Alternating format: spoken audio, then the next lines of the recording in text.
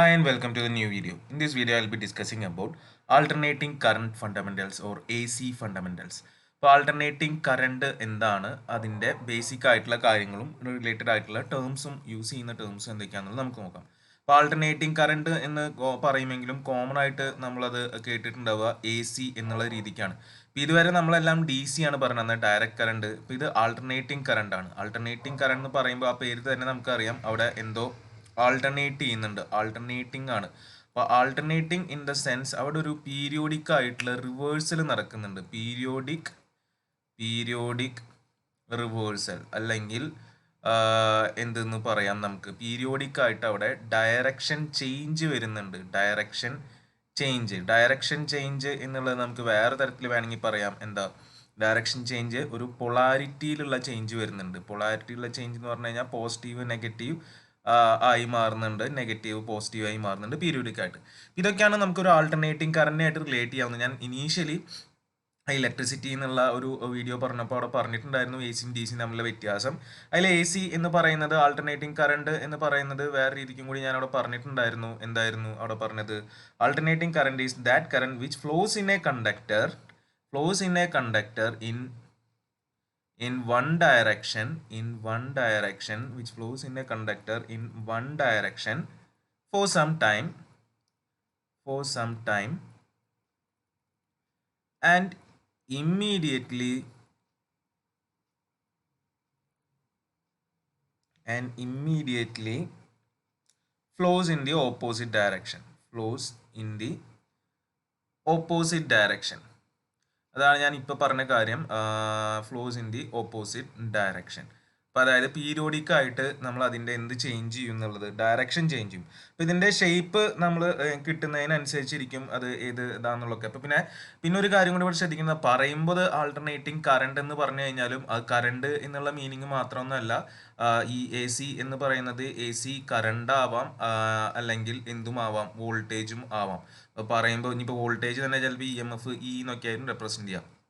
അപ്പോൾ ഇത് കറണ്ട് എന്നുള്ളത് ഒരു ജനറലൈസ് ചെയ്ത് പറയുന്നതാണ്. അതിൻ്റെ മീനിങ് കറണ്ട് എന്ന് മാത്രം എന്നുള്ളൊരു തെറ്റിദ്ധാരണ വേണ്ട. കറണ്ടും ആവാം, വോൾട്ടേജും ആവാം, എന്ത് വേണമെങ്കിലും ആവാം. ഓക്കെ, പിന്നെ ഇതിൻ്റെ ഷേപ്പാണ്. ഇപ്പോൾ എപ്പോഴും നമുക്ക് പെട്ടെന്ന് ഓർമ്മ വരിക, സ്കൂളിൽ ഇത് കേട്ട് പഠിച്ചിട്ടുള്ളതാണ്. അപ്പോൾ ആൾട്ടർനേറ്റിംഗ് കറണ്ട് എന്താണെന്ന് ചോദിച്ചപ്പോൾ ഞാനിപ്പോൾ കുറച്ച് വേവ് ഷേപ്പുകൾ വരയ്ക്കാമെന്ന് വിചാരിക്കുക.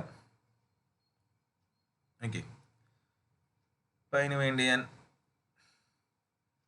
ഈ ആക്സിസിൽ ഇപ്പോൾ കറണ്ട് എന്നോ വോൾട്ടേജ് എന്നോ എന്ത് വേണമെങ്കിലും വിചാരിക്കാം. തൽക്കാലം കറണ്ട് എന്ന് ഞാൻ പേര് കൊടുക്കുന്നു. ഈ ആക്സിസിൽ ടൈമോ 𝜔𝑡 എങ്ങനെ വേണമെങ്കിലും ആവാം. അപ്പോൾ തൽക്കാലം ടൈം എന്ന് വിചാരിക്കും. അപ്പോൾ ഞാനിവിടെ കുറച്ച് ഡിഫറെൻറ്റ് വേവ് ഫോംസുകൾ വരയ്ക്കാൻ ഉദ്ദേശിക്കുന്നുണ്ട്. അപ്പോൾ അതുകൊണ്ട് ഞാൻ കുറച്ച് ഇതിങ്ങനെ മാറ്റി വയ്ക്കാം.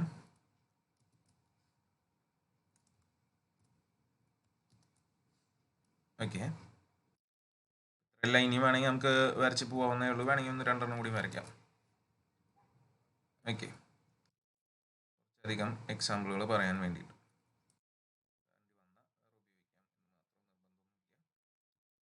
എനിവേ, നമുക്കിതിൽ ഞാൻ കുറച്ച് ഫിഗറുകൾ വരയ്ക്കുകയാണ്. ഇപ്പോൾ ഒരെണ്ണം ഞാൻ ഇങ്ങനെ വരയ്ക്കുന്നു, ഇത് ഒരു വേവ്. വേറെ ഒരെണ്ണം ഞാൻ ഇങ്ങനെ വരയ്ക്കുന്നു എന്ന് വിചാരിക്കുക. ഇതും ഒരു വേവ് ഫോമാണ്. വേവ് ഫോം എന്ന് പറഞ്ഞാൽ നമുക്കറിയാം, പ്ലോട്ട് അഗെയിൻസ്റ്റ് വേരിയബിൾ ടൈം, ഇവിടെ ടൈമിന് അഗെയിൻസ്റ്റ് ആയിട്ടുള്ള. ഇപ്പം ഇത് വേറൊരു വേവ് ഫോം വരയ്ക്കാം. ഓക്കെ, ഇതൊക്കെ ഇങ്ങനെ പോയിക്കൊണ്ടിരിക്കുന്നുണ്ട് കേട്ടോ. ഇതൊക്കെ ഓരോ വേവുകൾ. ഇനി വേറെ ഒരെണ്ണം ഇങ്ങനെ വരയ്ക്കാം. Next one. ഇനി അടുത്ത ഒരെണ്ണം വേണമെങ്കിൽ എനിക്ക് എങ്ങനെ വരയ്ക്കാം? Okay,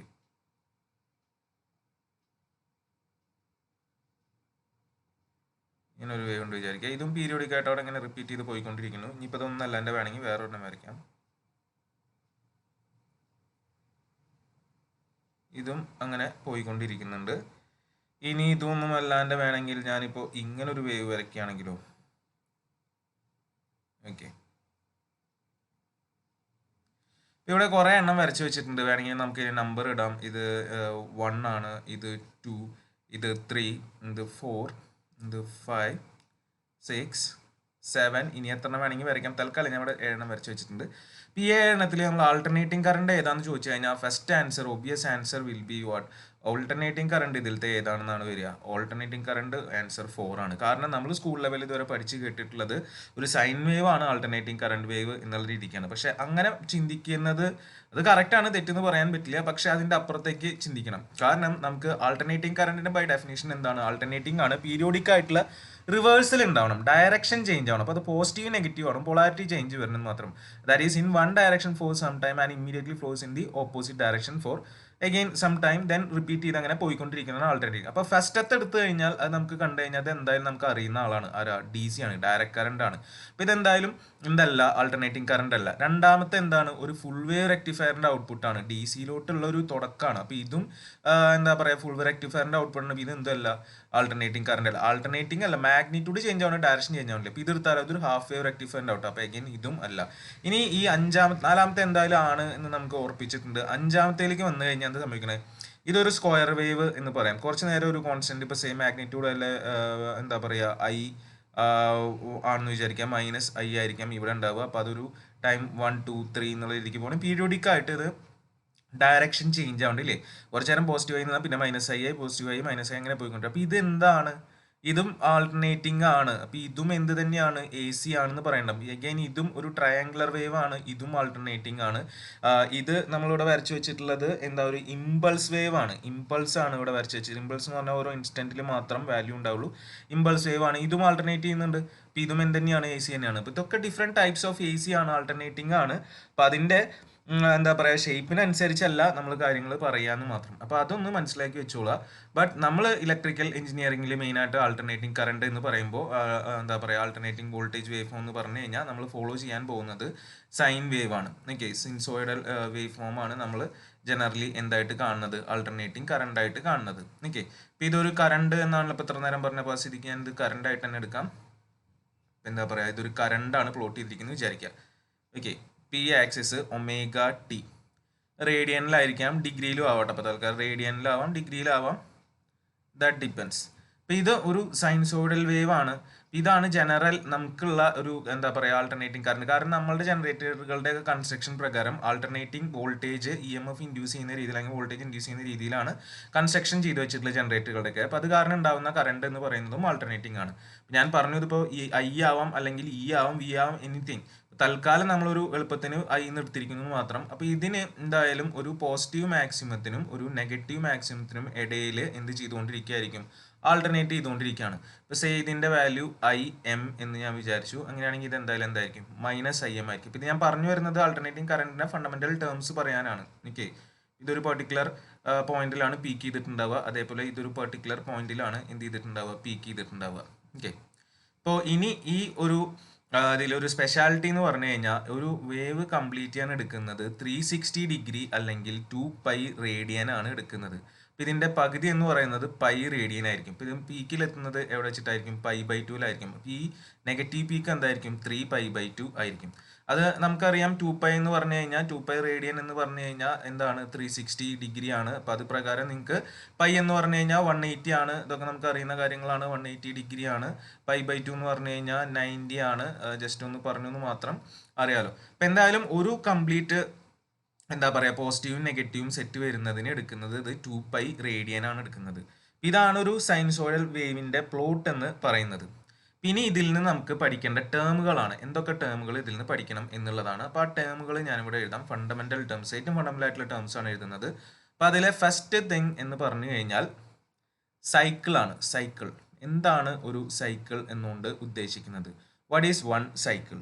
One cycle is the complete set of positive and negative values of an alternating current. One complete set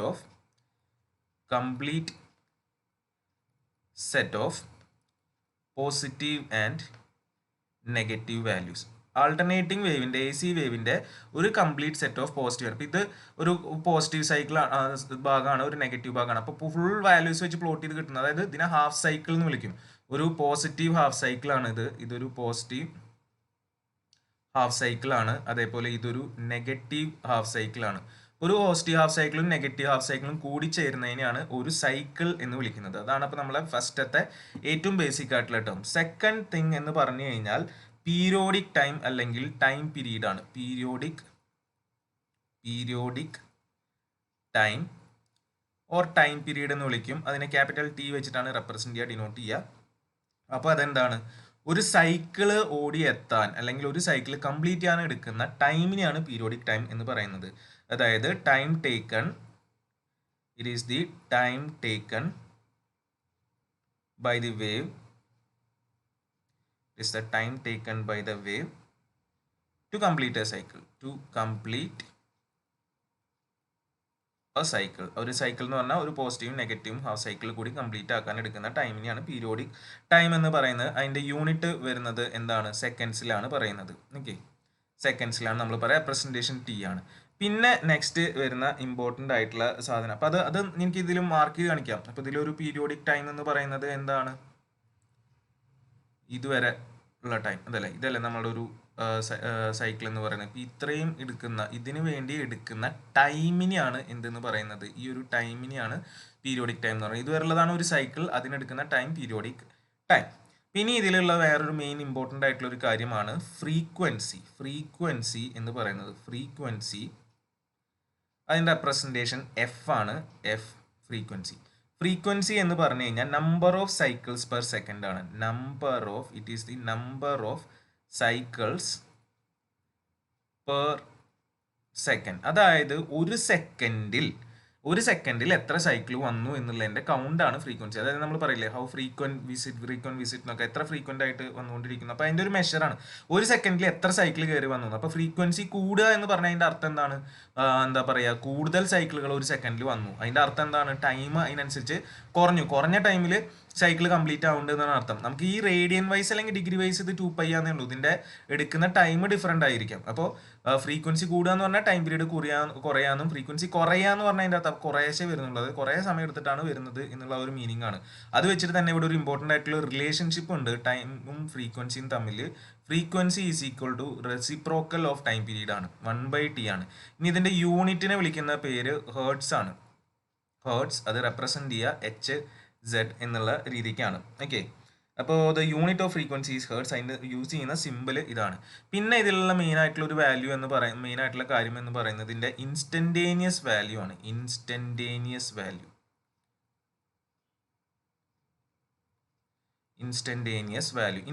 value എന്ന് പറയാൻ കാരണം ഇതിൽ ഓരോ ഇൻസ്റ്റന്റിലും ഇതിന്റെ എന്ത് ചേഞ്ച് ചെയ്തുകൊണ്ടിരിക്കുകയാണ്, വാല്യൂ ചേഞ്ച് ചെയ്തുകൊണ്ടിരിക്കുന്നത്. ഈ ആക്സിസ് എടുത്ത് നമുക്ക് ഇവിടെ നോക്കി കഴിഞ്ഞാൽ ഇവിടെ 0 ആണ്, പിന്നെ ഇവിടെ വേറെ വാല്യൂ ആയിരിക്കും. നമുക്ക് ഇങ്ങനെ വാല്യൂ എടുത്ത് നോക്കാമല്ലോ. ഓരോ പോയിന്റിൽ ഇതിന്റെ വാല്യൂ എന്താ ഡിഫറെന്റ് ആണ്. ഇങ്ങനെ പോകുന്നു, മാക്സിമത്തിൽ എത്തുന്നു, വീണ്ടും വാല്യൂ കുറഞ്ഞു വരുന്നു, 0 എത്തുന്നു, നെഗറ്റീവിലോട്ട് പോകുന്നു, നെഗറ്റീവ് മാക്സിമത്തിൽ കുറയുന്നു. അപ്പോൾ അതങ്ങനെ മാറിക്കൊണ്ടിരിക്കുന്നത്. അപ്പോൾ മാഗ്നിറ്റ്യൂഡ് അറ്റ് ഒരു പെർട്ടിക്കുലർ ടൈമിലെ മാഗ്നിറ്റ്യൂഡിനെയാണ് നമ്മൾ ഇൻസ്റ്റന്റേനിയസ് വാല്യൂ എന്ന് വിളിക്കുന്നത്. Magnitude at A given time. Okay, ഒരു ഗിവൺ ടൈമിലെ മാഗ്നിറ്റ്യൂഡാണ് നമ്മുടെ ഇൻസ്റ്റൻറ്റേനിയസ് വാല്യൂ എന്ന് പറയുന്നത്. അപ്പോൾ ആ ഇൻസ്റ്റൻറ്റേനിയസ് വാല്യൂ എന്ന് പറയുന്നത് നമുക്ക് കണ്ടുപിടിക്കാൻ ഇതിൻ്റെ ഈ വേവിൻ്റെ ഇക്വേഷൻ നമുക്ക് കണ്ടുപിടിക്കാം. അപ്പോൾ അതിന് ഇതിൻ്റെ വേവിൻ്റെ ഇക്വേഷൻ ഞാൻ പറഞ്ഞില്ല. വേവിൻ്റെ ഇക്വേഷൻ എന്ന് പറഞ്ഞാൽ വളരെ സിമ്പിളായിട്ട് നമുക്ക് ഇങ്ങനെ റെപ്രസെൻറ്റ് ചെയ്ത് ഒരു സൈൻ വേവ് ആണ്. I എന്നാണ് നമ്മളുടെ കറണ്ട്. അപ്പോൾ അത് സ്മോൾ ലെറ്ററിലാണ് റെപ്രസെൻറ്റ് ചെയ്യുന്നത്, ശ്രദ്ധിക്കുക. അപ്പോൾ അത് ഇൻസ്റ്റൻറ്റേനിയസ് കറണ്ടിനുള്ള എക്സ്പ്രഷൻ ആണ്. I is equal to Im sine omega t എന്നാണ് ഇതിൻ്റെ റെപ്രസെൻറ്റേഷൻ വരിക. ഇനി വേണമെങ്കിൽ ഒമേഗ ടി എന്നുള്ളത് റേഡിയനിലാണ്, വേണമെങ്കിൽ ആംഗിൾ ഡിഗ്രിയിലാണെങ്കിൽ തീറ്റ എന്നൊക്കെ കൊടുക്കാം, സൈൻ തീറ്റ എന്ന് വേണമെങ്കിൽ എഴുതാം. അത് തൽക്കാലം ഇപ്പോൾ ഞാൻ എഴുതുന്നില്ല. അപ്പോൾ I equal to Im sine omega t. ഇതാണ് നമ്മുടെ ഇൻസ്റ്റൻറ്റേനിയസ് എന്തിനുള്ള എക്സ്പ്രഷൻ, ഇൻസ്റ്റൻറ്റേനിയസ് കറണ്ടിനുള്ള എക്സ്പ്രഷൻ. അതിൽ ഒമേഗ എന്ന് പറയുന്നത് ആംഗുലർ വെലോസിറ്റി ആണ് റേഡിയൻ പെർ സെക്കൻഡിൽ, ഇൻ റേഡിയൻ പെർ സെക്കൻഡ്. അതിനൊരു റിലേഷനൊക്കെ ഉണ്ട്. ഒമേഗ ഈക്വൽ ടു 2πf ആണ്. ഞാൻ അതിലോട്ട് അങ്ങോട്ട് വരാം, തൽക്കാലം അതവിടെ എഴുതി വെച്ചു. അപ്പോൾ നമുക്ക് ഏതൊരു ഇൻസ്റ്റൻറ്റിലെ കറണ്ട് കിട്ടണമെങ്കിലും ഈ ടിക്ക് ആ ഇൻസ്റ്റൻറ്റ് ഏതാണോ ടൈം അത് കൊടുത്താൽ മതി. ഇനി Im എന്ന് പറയുന്നത് ഇതിൻ്റെ മാക്സിമം വാല്യൂ ആണ്. Imനെ വിളിക്കുന്ന ഒരു പേരുമുണ്ട്, അതിലേക്കും കൂടി ഞാൻ എത്താം. അപ്പോൾ അതിനെ വിളിക്കുക പീക്ക് വാല്യൂ അല്ലെങ്കിൽ ആംപ്ലിറ്റ്യൂഡ് എന്നൊക്കെ പറയും. Peak value or maximum value. Normally പറയുന്ന രണ്ട് കാര്യങ്ങൾ, peak value or maximum value, അല്ലെങ്കിൽ ചിലപ്പോൾ എന്തും കൂടിയും പറയാറുണ്ട് ആംപ്ലിറ്റ്യൂഡ്, മാക്സിമം ആംപ്ലിറ്റ്യൂഡ് എന്നുള്ള ഒരു രീതിക്ക് പറയാറുണ്ട്. അപ്പോൾ അത് ഈ ഒരു കേസിൽ Im ആണ്. കറണ്ട് ആകുമ്പോൾ നമ്മളത് ഉപയോഗിക്കുന്നത് Im ആണ്. ഇനിയിപ്പോൾ വോൾട്ടേജ് ആകുമ്പോൾ ചിലപ്പോൾ ഉപയോഗിക്കാം Vm ആവും, EMF ആണെങ്കിൽ EM ആവും, ഡിപ്പെൻസ്, നമുക്ക് ഇഷ്ടമുള്ള പോലെ ഉപയോഗിക്കാം. It is the maximum positive or negative value, അതിൻ്റെ മാഗ്നിറ്റ്യൂഡ് മാത്രമേ എടുക്കുള്ളൂ, സൈൻ എടുക്കേണ്ടത്. അപ്പോൾ അതിനെയാണ് നമ്മൾ എന്ത് പറയുന്നത്, പീക്ക് വാല്യൂ എന്ന് പറയുന്നത്. ഈ പീക്ക് വാല്യൂ എപ്പോഴാണ് റീച്ച് ചെയ്യുന്നത്, 90 ഡിഗ്രിയിലും 270 ഡിഗ്രിയിലുമാണ്. 0 കഴിഞ്ഞിട്ട് 90 ഡിഗ്രി, അതിപ്പോൾ പോസിറ്റീവ് ആയാലും നെഗറ്റീവ് ആയാലും, അതാണ് ഇതിൻ്റെ പീക്ക് വാല്യൂ എന്ന് പറയുന്നത്. അപ്പോൾ ഈ പീക്ക് വാല്യൂ ആണ് IM. അപ്പോൾ അത് പ്രകാരമാണ് നമ്മൾ ഇതിന് ഒരു എക്സ്പ്രഷൻ എഴുതുന്നത്, I=IM sin 𝜔t. I എന്ന് പറഞ്ഞു കഴിഞ്ഞാൽ ഇൻസ്റ്റന്റേനിയസ് വാല്യൂ ഓഫ് കറണ്ട് ആണ്. So this expression is for instantaneous value of current. Instantaneous value of current എന്നുള്ള എക്സ്പ്രഷൻ ആണ് I=IM. ഇപ്പോൾ വോൾട്ടേജ് ആണെങ്കിൽ നമുക്ക് ഇതേപോലെ തന്നെ എഴുതാം, V= എന്ത് എഴുതാം, VM sin 𝜔t എന്ന് വേണമെങ്കിൽ എഴുതാവുന്നതാണ്. ഓക്കെ, ഇതിൽ ഞാൻ പിന്നെ പറഞ്ഞ കാര്യം ഈ ആംഗുലർ വെലോസിറ്റി ആണ്. ഇതിലത്തെ ഒമേഗ എന്ന് പറഞ്ഞു കഴിഞ്ഞാൽ ഫ്രീക്വൻസിനായിട്ടുള്ള റിലേഷൻ എന്ന് പറയുന്നത് 2πf ആണ്. എഫ് എന്ന് പറയുന്നത് നമ്മുടെ ഫ്രീക്വൻസി ആണല്ലോ. ഇതിൽ തന്നെ ഒരു കാര്യം കൂടിയും ഇവിടെ ഒന്ന് അഡീഷണലായിട്ട് നമുക്ക് ഓർത്ത് വെക്കാം. കാര്യം അത് എക്സാമിന് ഡയറക്റ്റ് ചോദിച്ചാൽ ചിലപ്പോൾ ഡയറക്റ്റ് ആൻസർ ചെയ്യാൻ പറ്റുന്ന ഒരു കാര്യമാണ്. അപ്പോൾ അതായത് നമ്മളുടെ ജനറലി നമുക്ക് ഉണ്ടാവുന്ന ഫ്രീക്വൻസി എന്ന് പറയുന്നത്, ഇന്ത്യൻ സ്റ്റാൻഡേർഡ് ഫ്രീക്വൻസി എന്ന് പറയുന്നത് 50 ഹേർട്സ് ആണ്. 50 ഹേർട്സ് ആണ് നമ്മുടെ സ്റ്റാൻഡേർഡ് ഫ്രീക്വൻസി. പുറത്തൊക്കെ 60 ഹേർട്സ് ഒക്കെ ഉണ്ട്. നമ്മളുടെ ഇതിൻ്റെ കൺസ്ട്രക്ഷൻ പ്രകാരം 50 ഹേർട്സ് കിട്ടത്ത രീതിയിലാണ്. അപ്പോൾ 50 ഹേർട്സ് ആണ് ഫ്രീക്വൻസി എങ്കിൽ ടൈം പീരീഡ് എന്തായിരിക്കും, 1 ഫ്രീക്വൻസി ആണല്ലോ, 1/50 ആണ്. 1/50 എത്ര കിട്ടുക, 0.02 സെക്കൻഡ്സ് കിട്ടും. അല്ലെങ്കിൽ അതിനെ വേണമെങ്കിൽ എനിക്ക് എഴുതാം എന്താ, 20 മില്ലി സെക്കൻഡ് ആണ് നമ്മളുടെ ടൈം പീരീഡ്. അപ്പോൾ ഇത് വെച്ചിട്ട് എനിക്ക് എന്തും കാണാം, ഒമേഗ കാണാം. ഒമേഗ = 2πf ആണ്. 2π × 50 ആണ്, 100π ആണ്, 314 എന്ന് വരും. 314 റേഡിയൻ പെർ സെക്കൻഡ് ആണ്. അപ്പോൾ നിങ്ങൾ ഒരു കാര്യം മനസ്സിലാക്കി വെക്കുക, നമുക്കൊരു എക്സ്പ്രഷനിൽ ഇപ്പോൾ കറണ്ടിൻ്റെ എക്സ്പ്രഷൻ തന്നിട്ടുണ്ടാവും. ചിലപ്പോൾ വല്ല പ്രോബ്ലത്തിലും ചോദിക്കും, നമുക്ക് instantaneous value of current is given by I = 10 sin 314t. എന്നിട്ട് നമ്മളോട് ക്വസ്റ്റ്യൻ ചോദിച്ചിട്ടുണ്ടാവും, ഇതായിരിക്കും, find the maximum value of current, the angular velocity, time period and frequency. അപ്പോൾ ഇതിൽ മാക്സിമം വാല്യൂ എന്ന് പറയുന്നത് ഈ 10 ആണ്. ഡയറക്റ്റ് തന്നെ നമുക്ക് കിട്ടും. ചില ക്വസ്റ്റ്യൻ ചോദിച്ചിട്ടുള്ളതാണ് ഞാൻ പറയുന്നത്, എന്നിട്ട് ആരും എഴുതാൻ്റെ വന്നിട്ടുള്ള ഒരു അവസ്ഥ കണ്ടിട്ടുള്ളതുകൊണ്ട് പറയുന്നതാണ്. അപ്പോൾ ഈ 10 എന്ന് പറയുന്നത് മാക്സിമം വാല്യൂ ആണ്. 314 എന്ന് പറയുന്നത് നമുക്ക് നമ്മുടെ ഇക്വേഷനായിട്ട് കമ്പയർ ചെയ്യുമ്പോൾ ഒമേഗയുടെ അവിടെയാണ് 314. അപ്പോൾ ഒമേഗയാണ്, ആംഗുലർ വെലോസിറ്റി ആണ് 314. അപ്പോൾ ഒമേഗ 314 ആണെങ്കിൽ നമുക്ക് ഒമേഗ = 2πf ആണ്. അതിൽ നിന്ന് കാണാം, എഫ് കാണാമല്ലോ, ω/2π ചെയ്താൽ മതി. എത്രയാ, അപ്പോൾ അത് ചെയ്യേണ്ട ആവശ്യമില്ല, കാരണം നമുക്കിത് കാണാണ്ട് അറിഞ്ഞു വെക്കാം. 314 ആണെങ്കിൽ എഫ് എന്താണ്, 50 ആണ്. ഇനി ടൈം പീരീഡ് ആണ് ചോദിച്ചിട്ടില്ല, എഫ് 50 ആണെങ്കിൽ ടൈം പീരീഡ് എന്താ, 1/f ആണ്. 1/f എത്രയാ, 1/50.02 അല്ലെങ്കിൽ 20 മില്ലി സെക്കൻഡ്. അപ്പോൾ ആ ഒരു സെറ്റ് ഒന്ന് വേണമെങ്കിൽ കാണാണ്ട് പഠിച്ചു വെച്ചോളൂ, നമുക്കത് പലപ്പോഴും ആവശ്യം വരും. എന്താ, ഫ്രീക്വൻസി 50 ആണെങ്കിൽ ഒമേഗ 314ഉം ടൈം പീരീഡ് 20 മില്ലി സെക്കൻഡ് അല്ലെങ്കിൽ 0.02. നേരെ തിരിച്ച് ഒമേഗ 314 ആണെങ്കിൽ ഫ്രീക്വൻസി 50 ആണ്, time period again 0.02 second or 20 milli second. ഇതാണ് ഇതിൻ്റെ ഏറ്റവും ബേസിക് ആയിട്ടുള്ള കാര്യങ്ങൾ. ഒരു ആൾട്ടർനേറ്റിംഗ് കറണ്ട് വേവ് ഫോമിൻ്റെ കേസിൽ ഏറ്റവും ഫണ്ടമെന്റൽ ആയിട്ടുള്ള കാര്യങ്ങളാണ് പറഞ്ഞത്. ഇനി ഇതിൽ മെയിനായിട്ട് ഉപയോഗിക്കുന്ന 2 ടേമുകളുണ്ട്. എന്താ പറയുക, RMS വാല്യൂം ആവറേജ് വാല്യൂം. അത് ഞാൻ അടുത്തൊരു ഇതിൽ പറയാം.